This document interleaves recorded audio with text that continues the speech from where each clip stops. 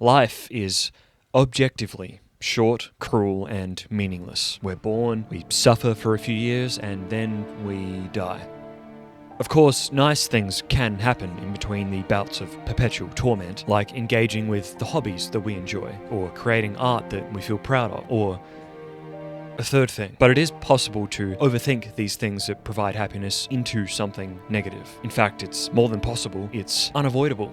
Welcome to the video. Alan Wake is a 2010 game featuring the titular author who, fueled by writer's block, falls into a surreal waking nightmare of his own creation. Despite this small setback, he is still a successful fiction writer, which makes it all worth it.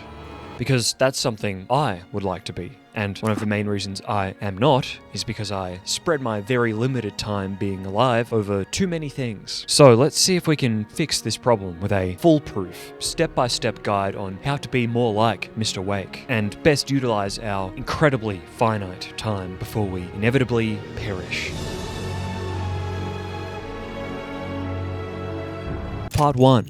Hobbies. We have various hobbies to pass the time outside of work and sleep that provide genuine happiness. Mostly they involve sitting in front of screens or otherwise escaping the terror of reality. But too much of this good thing can end up not good. We enjoy these hobbies so much that it quickly becomes overwhelming to think about all of the TV shows, movies, books, video games, YouTube videos, podcasts, and music we would like to consume. Now, more than ever, there's exciting new media being released every day. A backlog of old media we'd like to get around to, media we want to experience again, and it's all easily accessible from anywhere at any time. Perfect, right?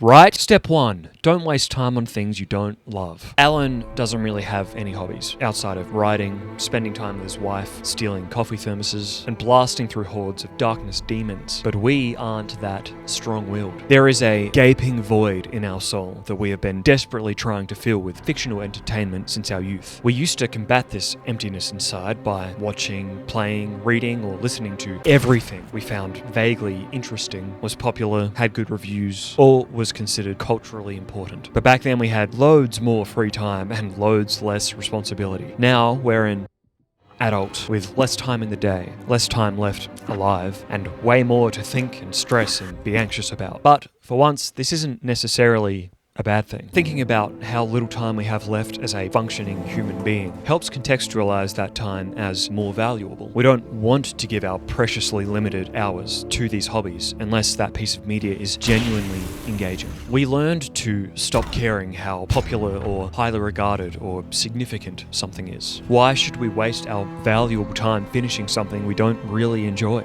Well, the answer is we shouldn't, and we don't anymore. If we're watching a TV show we feel nothing for, even if we feel like we should, we stop. If we get a few chapters into a book that just isn't grabbing us, we stop. If we've been playing a game for a while that maybe we enjoyed at the start but don't really feel like finishing, we stop. It sounds simple. And it is. But we are not smart. So it took a while to get to this point, content with not finishing everything, only giving time to what really felt worth it and deserved it and earned it. So, problem solved. Don't waste valuable time on something we don't genuinely enjoy. Okay, genius, but what do we do when we genuinely enjoy an equally infinite number of things? Step 2. Except we can't engage with everything. We can only consume so much media with the very finite time we have on this earth. Even if we somehow curated a perfect list of all the media that we would genuinely enjoy that didn't feel like wasted time, there just aren't enough hours in our remaining days for all of it. There are some ways to accept this terrifying fact, like remembering media isn't actually that important. There are more meaningful experiences out there to pursue, and how little even the most effective piece of media truly impacts our life. We haven't yet mastered this step because we are broken inside, and our love of consuming media outweighs our mental health. It's a learning process. We're doing it together. Get off my back. So when inevitably engaging with media, there are some methods we use to cut back on the existential overwhelmingness of it all, such as keeping a small backlog with things we purchase like books and games. Try to finish most of what we've already bought before buying a new batch to engage with, to maintain this feeling of getting through things without feeling overwhelmed. Lists. Have lists of all the movies, shows, books, games, everything that we want to play or read or watch, ticking them off as we go to make them feel more manageable. Of course, a list can also feel overwhelming pretty quickly, so consciously try to not let it get too long. Curation. The one list that we have let get pretty gigantic is our movies to watch. But we're content with this because we only add ones that we're genuinely interested in. Movies are also short and easy to get through, and when we want to watch something, we have a large variety to choose from that we know we'll enjoy. Great! So we've solved all our problems once more.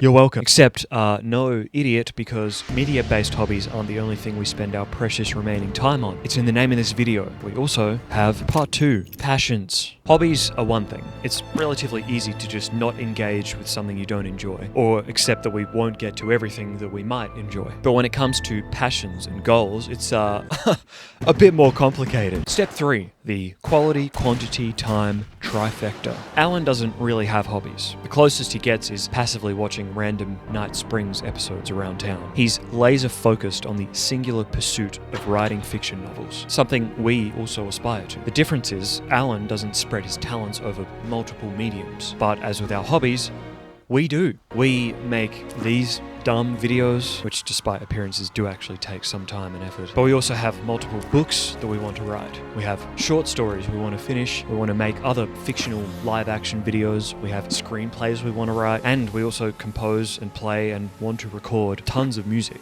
Unlike with hobbies, we don't do these because we feel like we should or someone tells us to. We just genuinely enjoy the creative process. And honestly, probably couldn't stop if we tried. And also maybe crave success and approval. With our precious time being so finite, having so many projects that we would like to be successful basically fucks us into a tight little corner. Here's how it works. In our creative projects, the 3 components that fuel our time-sensitive anxiety are quality, how good we think the finished project can be; quantity, how many projects we want to finish; and time, how many days, weeks, months, and years it takes to complete a project. Due to life being horrifically finite, we can really only have 2 of these 3 ideals. For one project to be really good, it takes a lot of time, so we can't work on multiple projects at once. If we want to simultaneously progress multiple projects, we either have to sacrifice the quality of the work or doing it in any reasonable amount of time. Right now, we are in this mode, sacrificing time. But because we will die in the next few decades, that time being sacrificed gets smaller every day, so it's starting to feel like less of a reasonable option. So, yet another easy solution. If we don't want to sacrifice quality, just stop working on a bunch of things and focus on one project at a time. Finish one thing before you move on to something else. Be like our friend Alan, who does basically nothing but write, and gun down hundreds of shadow monsters. Except, step 4. Enjoyment versus success. Next to this trifecta, there are actually 2 more anxiety-fueling side components. Enjoyment, working on projects because the process brings us the closest to happiness we will ever be. And success, getting some kind of recognition, feedback, approval to say, did good job. For the same reason we don't just watch movies or read books or play games, we enjoy the variety in our creative pursuits. It's satisfying to try different things, stretching our skills in different ways rather than pouring all effort into one medium, one type of artistic expression. We also like having the option of working on something else when one project loses traction or motivation and something else excites us. But as with the trifecta, it seems like we only can really have one of these. Working on multiple projects to maximize enjoyment of the process ends up minimizing success, because doing things this way, the way we have for most of our life, is why it takes so goddamn long to finish one project, or we just